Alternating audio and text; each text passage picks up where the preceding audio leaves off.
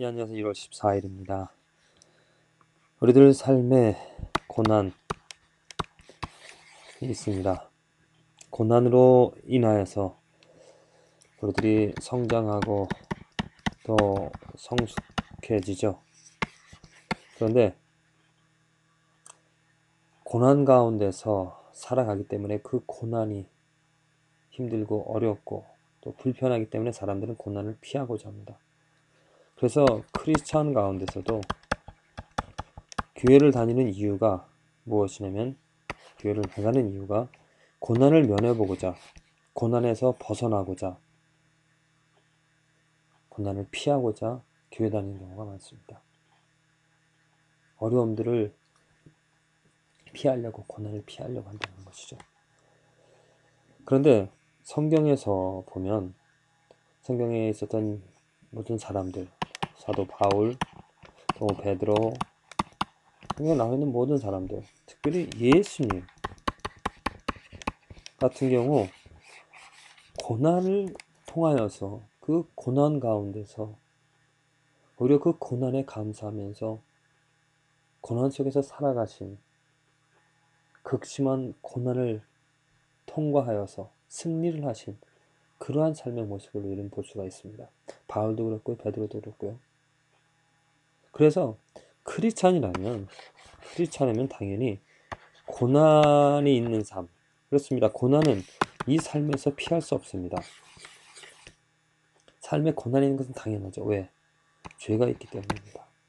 죄가 가득하기 때문에 내가 원하지 않더라도 이 죄 속에서 살아가는 삶에는 고난이 당연히 있습니다. 하지만 크리스찬으로서는 그 고난이 있다 하더라도 고난을 이겨낼 수 있는 힘이 있는 것이죠.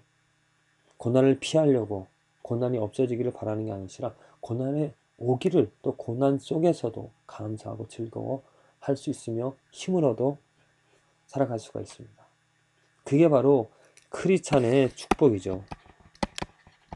고난이 있어도, 또 고난 가운데서도 기뻐하고 감사하고 고난을 이겨낼 수 있는 힘을, 예수님께서 그 본을 보여주시지 않았습니까? 죽음까지 당하시는 그 고난, 아픔 다 감당하시면서도 그것을 피하지 않으시고 받아들이셨습니다. 인내하셨습니다. 생명까지 주셨죠. 피를 흘리셨죠. 그렇게 되어졌을 때 하나님께서 그를 부활시켜서 세워주셨습니다. 바울의 경우도 마찬가지죠. 바울의 삶을 보십시오. 유대인들이 안디옥과 이고니온에서 와서 무리를 초인하여 돌로 바울을 쳐서, 바울이 복음을 전했습니다. 예수님을 사랑하는, 예수님을 핍박하던 그 바울이 예수를 이제 사랑하게 되어서 복음을 전해주는데, 그가 시기를 받아서 돌로 맞아 거의 죽은 줄로, 다른 사람들이 보기엔 죽었다라고 보고 그를 어떻게 했습니까? 성 밖에 끌어내어 버렸습니다.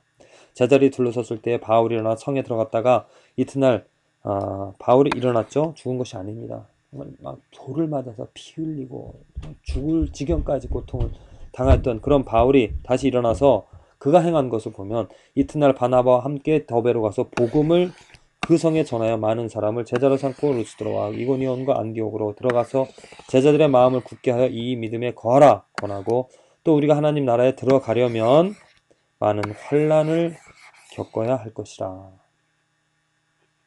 자, 사도 바울의 삶을 보십시오.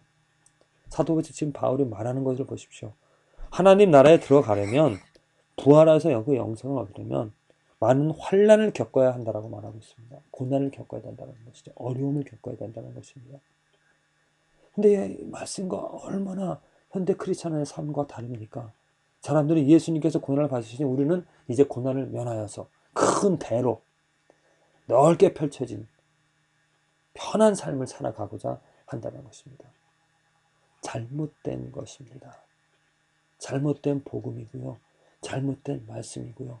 사람 중심의 신앙입니다. 예수님께서도 분명히 말씀하셨습니다. 좁은 길로 가라라고, 또 나를 부인하라고.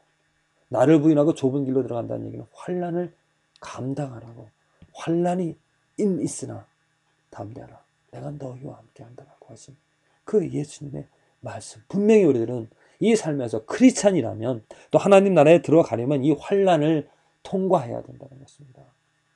징계함이 없는, 채찍질이 없는, 고통이 없는, 정말 징계하지 않는, 징계를 받지 않는 자녀라면 어찌 자녀가 갈 수가 있겠습니까? 우리들의 잘못된 것들 반드시 징계를 받아야 되는 그런 환난, 고통 속에서 우리들은 성장하고 성숙해질 수가 있습니다. 고난은 우리에게 축복이 되어집니다. 바울을 보십시오. 돌로 맞아 쳐 죽을 지경까지 이르렀는데도 불구하고 그 다음날, 이튿날입니다. 분명히 이튿날 일어나서 복음을 그 성에 전하여 많은 사람을 제자로 삼았다라는 것. 이것은 하나님이 그 능력을 주시지 않는다면 불가능한 일이죠. 돌에 맞아 죽을 지경까지 있는 사람이 어찌 일어나서 그 이튿날 복음을 전할 수가 있겠습니까? 하나님께서 함께 하셨고 하나님께서 도와주시고 하나님께서 능력으로 하시기 때문에 그가 그 고통 가운데 환난 가운데서도 이겨나갈 수가 있었던 것입니다. 어찌 보면 그 고난이, 고통이, 돌로 맞음이 더욱더 힘을 그에게 준 것이고 아픔이 있다 하더라도 일어나 그 이튿날 복음을 전할 수 있게끔 그 환난이, 고통이, 그 돌들이 그를 그렇게 만들어 갔을 것입니다. 우리의 삶에서 능력이, 이러한 능력이 정말 오뚜기처럼 일어날 수 있는, 어려움 속에서 일어날 수 있는 그런 의지와 힘이 어디서 나오겠습니까? 그것은 바로 고난을 두려워하지 않고 고난이 있다 하더라도 예수님을 사랑하는 그런 마음, 예수를 위해서 살아가겠다라는, 예수를 사랑하는 그런 진실한 마음, 복음에 대한 열정, 그것이 바로 나를 고난으로 이끌어가게 하는 것이고 그 고난이 나를 더욱더 예수님을 사랑하게 할 줄로 믿습니다. 제발 이 말씀을 듣는 분들은 고난을 피하려고 하지 마십시오. 고난 당연히 있습니다. 이 삶에서는 고난 우리들이 당연히 받아들여야 될 것이고 오히려 그 고난에 감사할 수 있는, 왜? 그 고난이 우리들을 더욱더 하나님을 사모하고 예수님을 사랑하게끔 하는 하나님의 축복이기 때문에 고난에 자초하며 고난이 있을 때 더욱더 감사할 수 있는 그러한 삶이 되어지기를 간절히 기도를 드립니다. 바울의 삶을 보십시오. 예수님의 삶을 보십시오. 제자들의 삶을 보십시오. 지금 이 삶에서도 우리들은 고난을, 만일 우리가 세상을 버리고 하나님을 사랑하고 예수님을 사랑한다라면, 하겠다라면 고난이 분명히 있을 것입니다. 하지만 그 고난은 우리들을 더욱더 거룩하게 하고 우리들을 더욱더 진실하게 하며 그 고난을 통하여서 우리들은 더욱더 하나님을 사모하고 예수님을 사랑할 수 있는 삶이 되어지게, 그 고난을 감사하며 축복으로 받아들일 수 있는 저와 여러분들의 삶이 되어지기를 기도를 드립니다.